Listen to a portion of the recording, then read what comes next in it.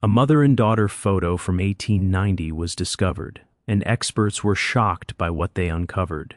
The storage room of the Boston Historical Society smelled of aged paper and dust. Sarah Mitchell, a curator who specialized in 19th-century photography, gently lifted the lid of a wooden crate that had been sealed since 1953.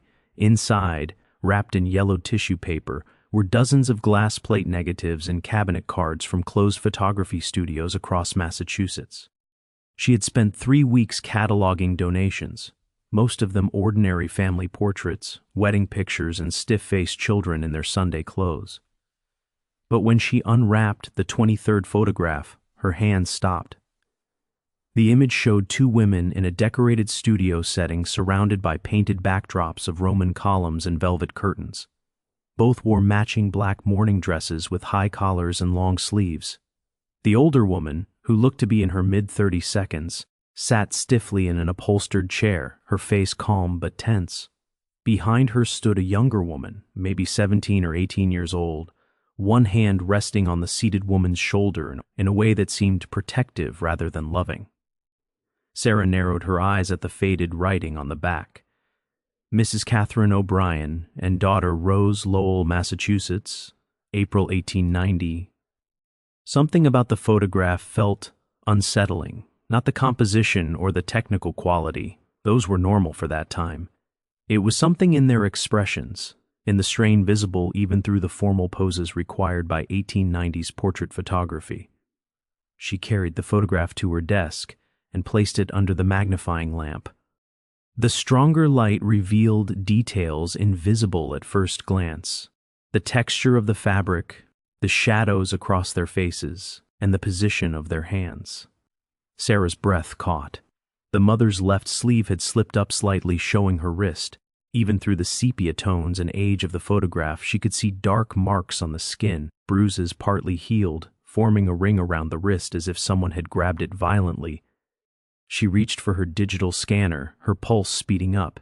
In 15 years of archival work, she had learned to recognize signs of hidden stories in old photographs: forced smiles that never reached the eyes, careful positioning of hands to hide injuries, and formal portraits taken not just for memory, but for proof. As the high-resolution scan appeared on her computer screen, Sarah zoomed in on the daughter's hands. Held tightly against her dark skirt and clearly shown in the frame was a folded document. The edges were sharp and official-looking, legal paperwork. Sarah leaned closer to the monitor. Her training told her this was more than a simple family portrait. The matching mourning dresses suggested a recent death. The bruises suggested violence. The document pointed to legal action. "What happened to you?" she whispered to the 2 women frozen in time, their eyes staring back at her across 134 years with an expression she now recognized as fear hidden behind dignity.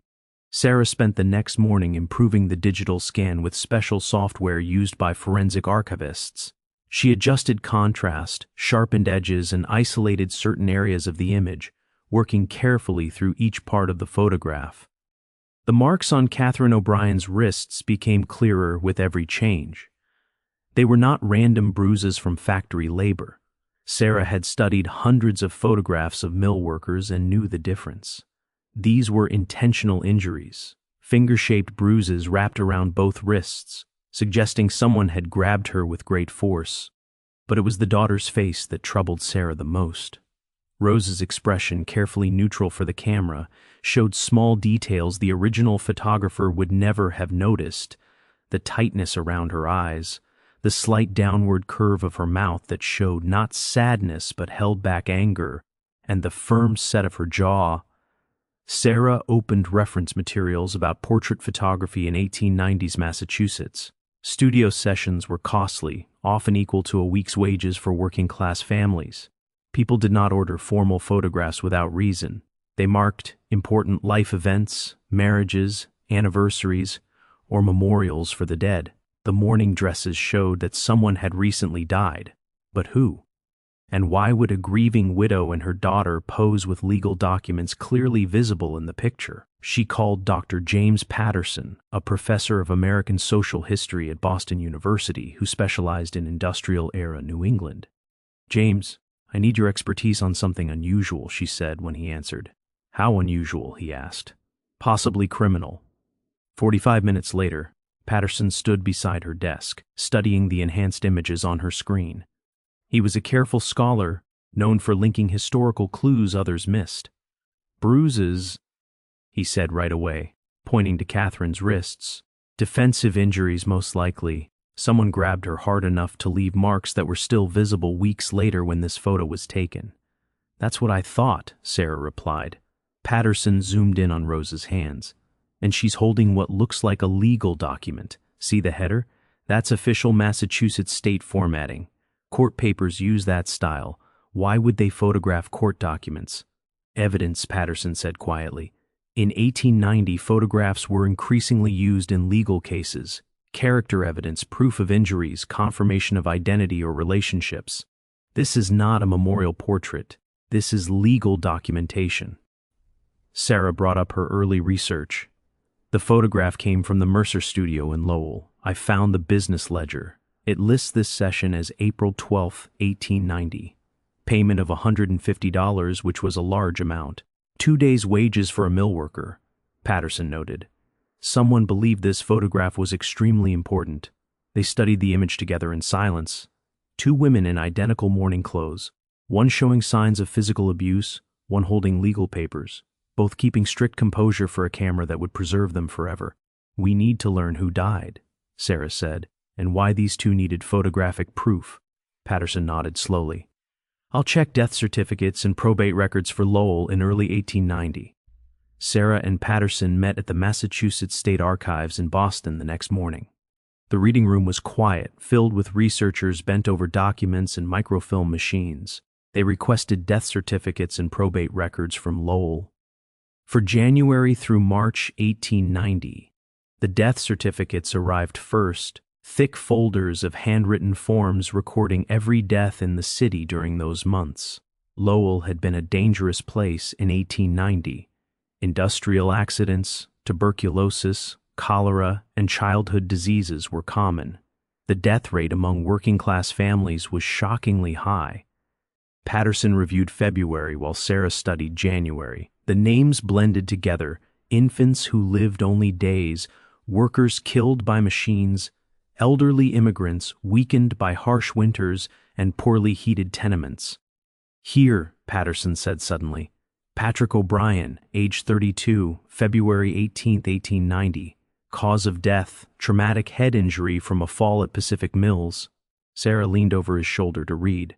The certificate was detailed, since industrial accident deaths required investigation. Patrick O'Brien had been a loom fixer at Pacific Mills, one of Lowell's largest textile factories.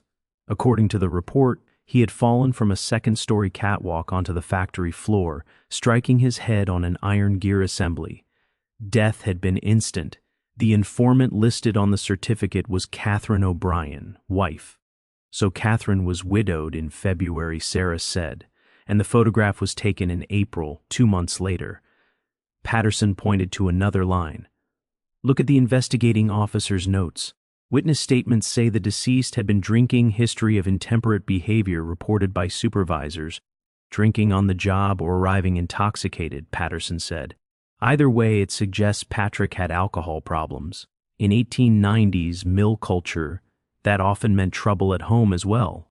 Irish immigrant workers faced harsh discrimination, deep poverty, and dangerous conditions. Alcoholism was widespread, and domestic violence often followed." Sarah thought about the bruises on Catherine's wrists. "You think Patrick was abusive?" "It seems likely," Patterson answered carefully, "and his death, accidental or not, may have raised legal questions that forced Catherine to defend herself." They requested the probate records next. If Patrick's death involved legal complications, there would be documentation. The probate file for Patrick O'Brien was surprisingly thick. Sarah opened it gently, and the first document made her heart race. Investigation into the death of Patrick Michael O'Brien, conducted by the Lowell Police Department and the Middlesex County District Attorney's Office, March 1890.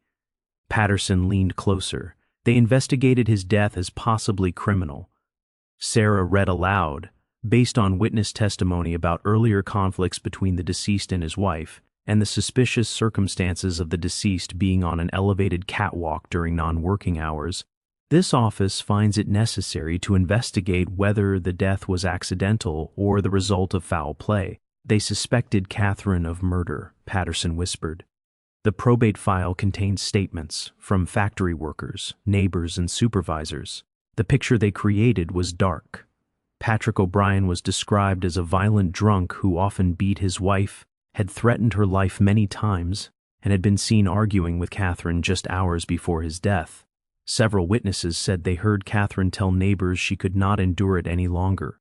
One supervisor reported that Patrick had arrived at the factory, drunk on the day he died, and that Catherine had come to the mill that afternoon searching for her husband with a desperate look. She was at the factory the day he died, Sarah said softly.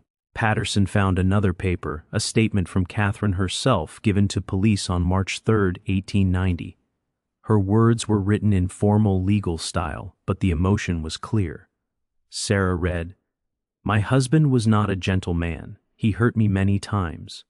That day he had been drinking since morning. I went to the mill because I feared he would lose his job and we would have no money for food. I found him on the floor. He was already dead. I did not push him. I would not, but I will not pretend to mourn a man who gave me only suffering." The room felt colder. Sarah imagined Catherine, 34 years old, facing police questioning, admitting she did not grieve her abusive husband while knowing that honesty could lead to a murder charge. "There's more," Patterson said, pulling out additional papers. The case was closed April 8, 1890, ruled accidental death. Catherine was cleared of all suspicion 4 days before the photograph was taken.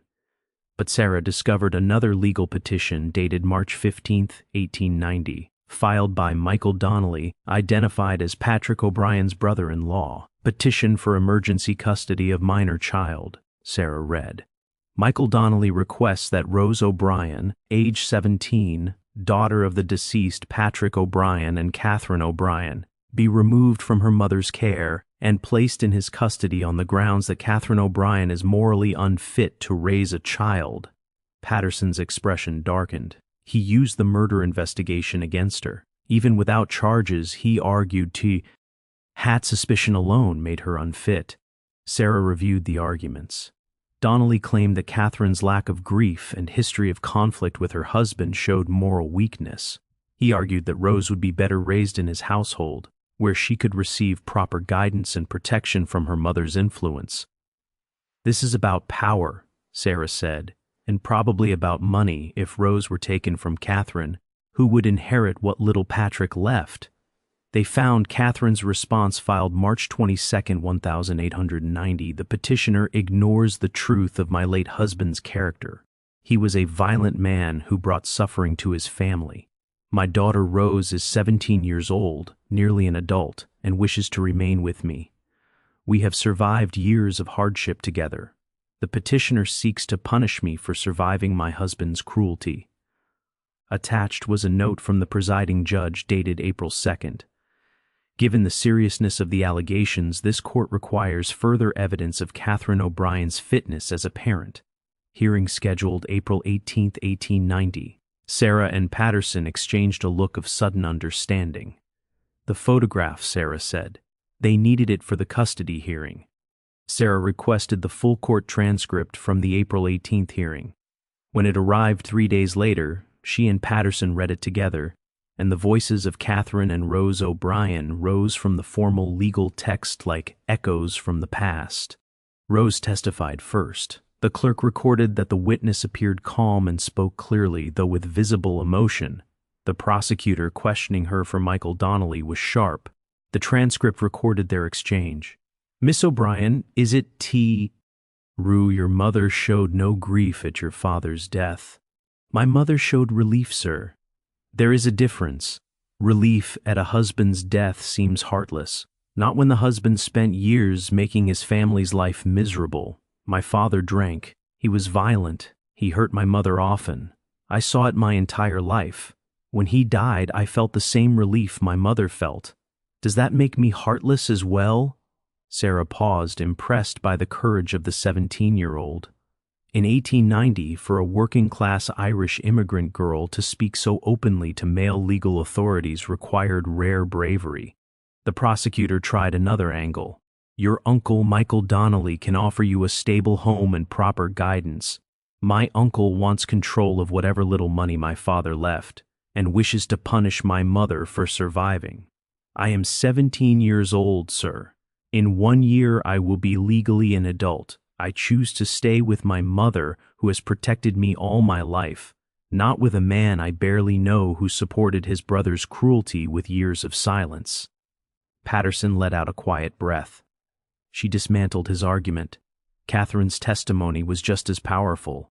When asked about the bruises still visible on her wrists, the same bruises captured in the photograph, she answered calmly, "My husband grabbed me that way many times. These marks came from 3 days before his death, when he had been drinking and became angry that I had hidden money for food instead of giving it to him for the tavern. He twisted my wrists until I feared the bones would break. I have suffered worse." The prosecutor suggested she had followed Patrick to the mill intending to harm him. Catherine replied, "I went because I feared he would LD lose his job and we would starve. I found him already dead on the factory floor. I did not push him, I did not touch him, but I will not stand before this court and pretend I wished him alive. He made every day of my life fearful and painful. I am sorry for the way he died. No one deserves such an end, but I am not sorry to be free of him." The judge asked one final question. "Mrs. O'Brien, if this court allows your daughter to remain in your care, what kind of life can you offer her?" Catherine answered simply, "A life without fear, Your Honor. A life where she can work, save money, and perhaps marry a kind man. A life where no man will hurt her as her father hurt me. That is all I can promise, but it is more than she had before." The transcript included a detailed description of the evidence presented at the hearing. Among the documents submitted by Catherine's lawyer was the photograph from the Mercer studio, taken only 6 days before the hearing.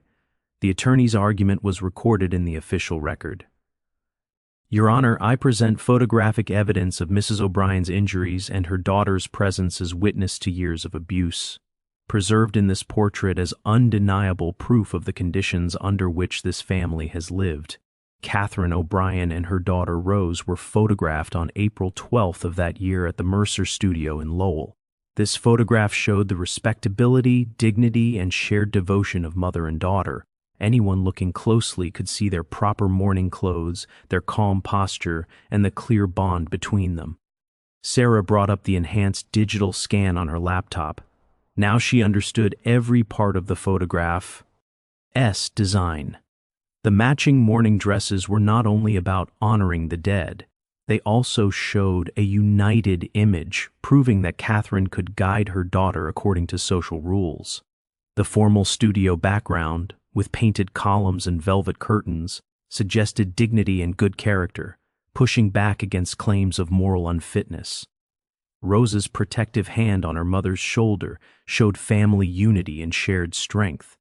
The document held tightly in Rose's hands, Sarah now realized, was probably the custody petition itself, placed clearly in the frame as a visual statement of their determination to remain together. The judge's decision had been unexpectedly compassionate, as written in the transcript.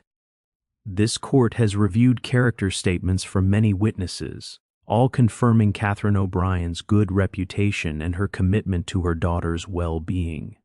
The photograph presented as evidence shows a mother and daughter of respectable appearance and clear mutual devotion.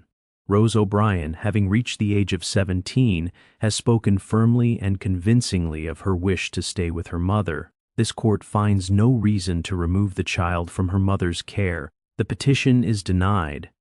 Patterson discovered a final note from Catherine's lawyer dated April 20th, 1890. "Custody matters settled in client's favor. Fees paid completely. Photograph returned to client as requested." She kept the photograph, Sarah said. Even after the hearing, even after her victory, she kept it. This was not only legal proof, it was evidence that she had fought for her daughter and succeeded. They sat quietly, thinking about what they had uncovered. This was not just a memorial portrait or a simple family keepsake. It was a tool, visual testimony used in a legal struggle against a system that tried to punish a woman for surviving her abuser's death. "We need to learn what happened to them after the hearing," Sarah said. Whether Catherine and Rose managed to build the safe life Catherine had promised in court. Patterson nodded. The photograph came from a collection sealed in 1953. Someone had saved it carefully for more than 60 years. Maybe someone who understood what it meant. Sarah turned the photograph over again, reading the inscription with fresh awareness. Mrs. Catherine O'Brien and daughter Rose. Simple words that hid years of pain, a violent death, a murder investigation, and a custody fight, all settled by the courage of two women and one carefully arranged photograph. "Let's discover what became of them," she said softly. Sarah and Patterson traveled to Lowell the next week. The Boot Cotton Mills Museum filled one of the huge brick buildings that once employed thousands. The museum archivist, Daniel Reeves, brought out employment ledgers listing workers from 1890 to 1900. "Here's Rose O'Brien," Sarah said, finding her entry. "Hired as a weaver in March 1889, age 16, wage $4.50 per week, still working through June 1892. Patterson checked Catherine's records. Catherine O'Brien, spinner, hired February 1882. She had been employed there 8 years when Patrick died. He paused at a note. She took 3 weeks of paid leave in March 1890 during the murder investigation. She couldn't work while under investigation, Sarah said quietly. Daniel pointed to another line beside Catherine's name in April 1890. Returned to work, wage reduced to $4.50 per week. B. Cause of extended absence. They punished her financially, Patterson said, anger clear in his voice. Even after she was cleared and won the custody case, the mill penalized her for interrupting production. Sarah calculated quickly. About $4.50 per week for Catherine and maybe $5 for Rose. Around $9.50 total. That was roughly $40 per month, barely enough for rent, food, and basic needs. They were surviving on almost nothing. The records showed both women working steadily through 1891 and 1892. The entries repeated the same details: hours worked, wages paid, occasional notes about production goals. Then in January 1893, Rose's record changed sharply. Employment ended. Reason, marriage. Patterson found the matching marriage record. Rose O'Brien married James Sullivan on January 14, 1893, at St. Patrick's Church in Lowell. James Sullivan's job was listed as railroad brakeman, skilled work that paid much better than textile labor. She escaped the mills, Sarah said, feeling real relief despite the century between her and these events. She found someone to marry and got out. But Catherine's record continued year after year. She worked at the boot mills through 1895, moved to the Appleton mills in 1896, then to the Lawrence mills in 1899. Each entry followed her path through Lowell's textile industry like a record of constant transfers. Daniel showed wage sheets that revealed the hard truth. Look at this. Catherine never earned more than $5 per week. In 13 years of steady work after Patrick's death, she never received a meaningful raise. She was still earning the same wage in 1903 that she had in 1890. Because she was Irish, a woman, and once suspected of killing her husband, Patterson said bitterly. That reputation likely followed her from mill to mill. Managers would have seen her as troublesome and unreliable. Sarah located Catherine's final entry in the employment books. December 1905, age 49. Employment ended. Reason, injury. The report was short and clinical. Catherine O'Brien, spinner, right hand badly damaged in spinning frame malfunction during night shift. Unable to continue work. No compensation provided as incident judged to be worker inattention. Sarah closed her eyes, imagining the reality behind those cold lines. A woman nearing 50, worn down by decades of factory labor, losing her hand to machinery and immediately losing her job. No disability pay, no pension, no support. Sarah searched city directories and census records to learn Catherine's fate after the accident. The 1906 Lowell Directory gave the answer. Catherine O'Brien listed as boarder at the home of James and Rose Sullivan, 22 Cedar Street. Rose took her in, Sarah said, relief washing over her. After everything Catherine did to keep them together in 1890, Rose made sure her mother was cared for when she could no longer work. Patterson found the 1910 census. The Sullivan household included James Sullivan, age 38, railroad brakeman Rose Sullivan, age 37, homemaker, 3 children aged 8, 6, and 4, and Catherine O'Brien, age 54, listed as mother-in-law, widowed, no occupation. The census added more detail. The family lived in a rented 6-room house, modest but far better than the boarding houses Catherine and Rose had known during their mill years. James Sullivan's yearly income was listed as $780, about $15 per week, 3 times Catherine's highest wage. Rose married wisely, Patterson observed. Not wealthy, but stable, skilled work with steady income, and she used that security to support her mother. Sarah found school records for the Sullivan children. Mary Sullivan, age 8, enrolled at the Moody School. Catherine Sullivan, age 6, enrolled at the same school. James Sullivan Jr., age 4, was still too young. Rose had named her second daughter Catherine, honoring her mother while giving the name a new beginning, free from the violence that had shadowed the first Catherine's life. Daniel produced one more document from the archives, a death certificate from 1918.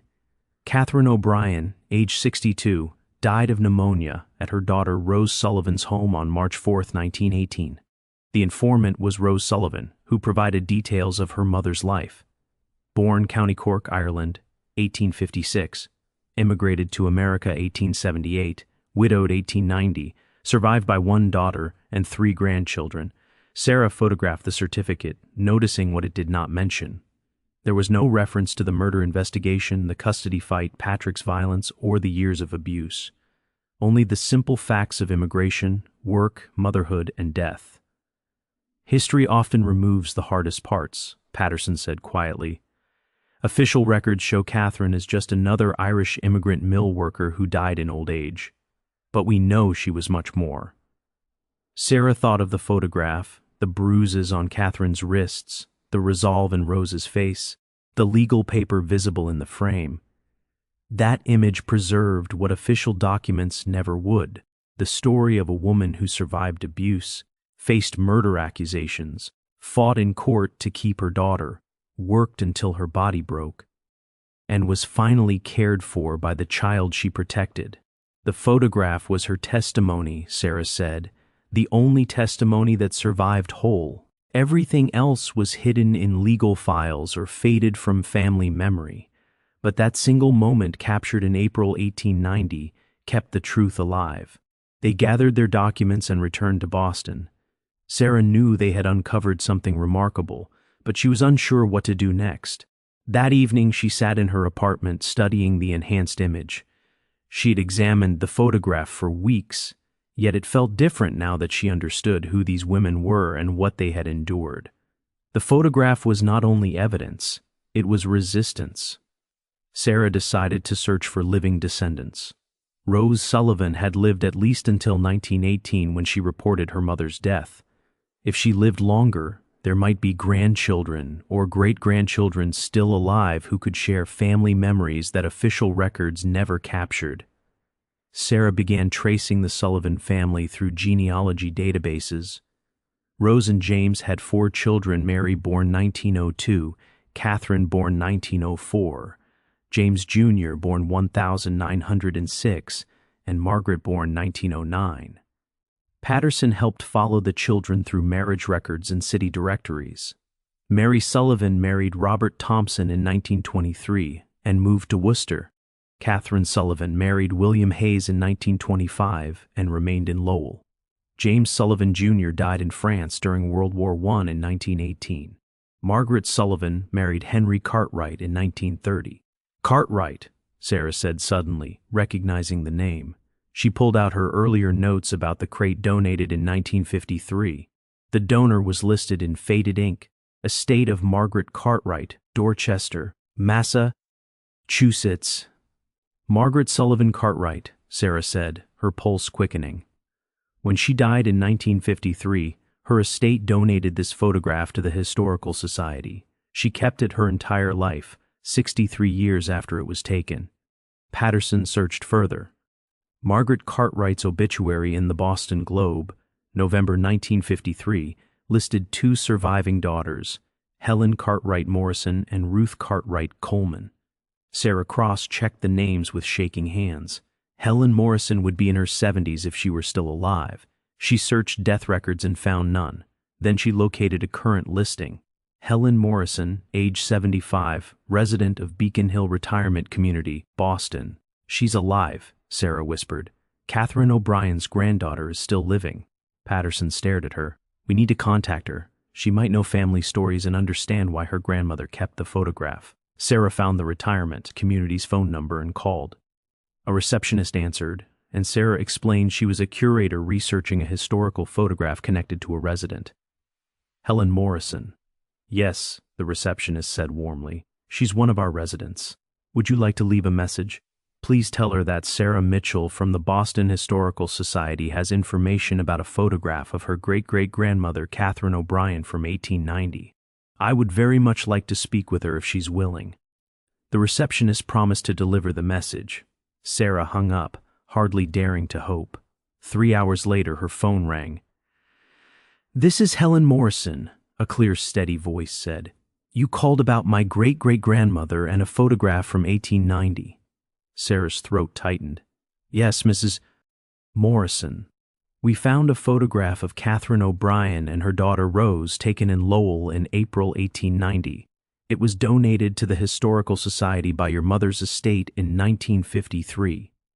I've been researching the story behind it and would love to speak with you about what we discovered. There was a long pause. Then Helen said softly, I know that photograph. My grandmother Margaret showed it to me when I was a child. She told me it saved their lives. Can you come visit me? I have stories you will want to hear. 2 days later, Sarah and Patterson sat in Helen Morrison's apartment at the Beacon Hill Retirement Community. Helen, age 75, was sharp-eyed and graceful, with family photographs covering every surface. My grandmother Margaret died when I was 22, Helen began, pouring tea with steady hands. But before she passed, she told me things about our family she had never shared with anyone else. She said I was old enough to understand, and someone needed to know the truth. Sarah opened her laptop and showed Helen the enhanced image. Helen's eyes filled with tears. There they are, she whispered. Catherine and Rose. My grandmother said Catherine was the strongest woman she ever knew, that she survived a monster and protected her daughter from everyone who tried to take her away. What did your grandmother tell you? Patterson asked gently. Helen took a breath. She told me Patrick was a drunk who beat Catherine often. Rose grew up frightened of her father. When he died in a factory accident, people suspected Catherine had pushed him even though she had not. She told me about the investigation, about Patrick's brother trying to take Rose, and about the court hearing where both Catherine and Rose spoke of years of abuse. Sarah nodded. We found the legal records, the murder inquiry, the custody petition, and the hearing transcript. Your ancestor was incredibly brave. Helen continued, my grandmother said Catherine believed the photograph saved them. The judge kept studying it during the hearing. He said it showed a respectable mother and devoted daughter. The photographer, Thomas Mercer, was kind. He understood why they needed the image and arranged them carefully.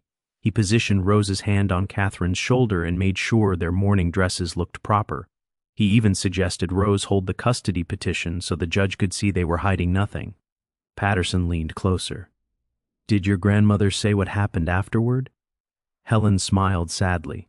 Catherine worked in the mills another 15 years until she lost her hand in an accident. Rose married my great-grandfather James and brought Catherine to live with them. My grandmother Margaret, born in 1909, remembered Catherine clearly. She said her grandmother was quiet, had one hand, but was always gentle with the children. She died when Margaret was 9. Your grandmother kept the photograph her entire life, Sarah said. Why did she donate it? Helen rose and returned with a small wooden box. Inside lay an old letter written in neat script. My grandmother wrote this in 1953 just before she died, Helen explained. She left it with the photograph when she donated it. I later found a copy among her papers. She read aloud, "I am donating this photograph to the Historical Society so it will be preserved. It shows my grandmother Catherine O'Brien and my mother Rose Sullivan in 1890, just after my grandmother Babu as investigated for killing her abusive husband and just before she fought in court to keep my mother from being taken away. This photograph saved their lives. It convinced a judge that my grandmother was a respectable woman worthy of keeping her child. It preserved their dignity when the world tried to destroy them. I want this image protected so that someday someone will look at it and understand what women endured in that era and how they resisted. My grandmother was not a victim. She was a survivor, and this photograph proves it." Sarah wiped tears from her eyes. "Your grandmother understood perfectly what this image meant." Helen nodded. She wanted the truth remembered, even if she could not say it publicly in 1953. She trusted that one day someone would study the photograph closely enough to uncover the hidden story. "The bruises on Catherine's wrists," Patterson said softly, the legal paper in Rose's hands, the strain in their expressions. "Your grandmother believed someone would eventually notice, and you did," Helen said simply. "After 70 years, you found the truth she hoped would survive." Sarah looked again at the photograph on her screen. Catherine and Rose stood frozen in that April moment of 1890, holding themselves with dignity despite everything. The image had done its work in court, persuading a judge to let them remain together. Now, 134 years later, it was working again, revealing a story of survival that official records had almost erased. "Would you allow us to share this story publicly?" Sarah asked, "to create an exhibition about your ancestor and what this photograph represents?" Helen smiled warmly. "That is exactly what my grandmother would have wanted. Tell everyone. Tell them what Catherine O'Brien survived. Tell them how she resisted. Tell them this photograph was not only a portrait, it was a tool she used to protect her daughter. Tell them the truth." 6 months later, the Boston Historical Society opened an exhibition titled "Survivors, Domestic Violence and Legal Resistance in Industrial America." At its center stood the 1890 photograph of Catherine and Rose O'Brien, displayed with court transcripts, records, and Helen Morrison's testimony about her grandmother's memories. The exhibition did not sensationalize the abuse or investigation. Instead, it placed Catherine's experience within the wider reality of women's lives in industrial America, showing how common domestic violence was, how legal systems often failed victims, and how women created strategies of resistance using every resource available, including photography. On opening night, Helen Morrison addressed a crowd of historians, advocates, and descendants of Irish immigrant families. Catherine O'Brien was beaten by her husband for years, Helen said in a strong, clear voice. When he died, she was investigated for murder. When she was cleared, his relatives tried to take her daughter. She fought back with testimony, witnesses, and this photograph. She won. She kept her child. She worked until her body was broken to support her family, and when she could no longer work, her daughter cared for her until her death. That is the story this photograph tells. That is the truth my grandmother protected. We are here tonight because one woman refused to be destroyed, and one photograph proved she deserved to survive. The audience stood silent and moved. Sarah watched from the edge of the gallery as visitors approached the photograph, reading the panels and studying Catherine's bruised wrists and Rose's protective stance. She thought about how easily this story could have vanished, buried in archives or dismissed as an ordinary family portrait. But Margaret Sullivan Cartwright understood its importance. She preserved it for 63 years and donated it believing someone would someday uncover the truth. Now, Catherine O'Brien's survival was recognized not as a hidden shame, but as courage worthy of remembrance. As the exhibition closed that evening, Sarah took one final look at the photograph. Catherine and Rose gazed back across 134 years, their secret finally revealed and their strength finally honored. Sometimes the most powerful testimony is the one that takes more than a century to be heard, but when it finally speaks, it reshapes how we understand the past. Catherine O'Brien survived, the photograph proved it, and now the world knew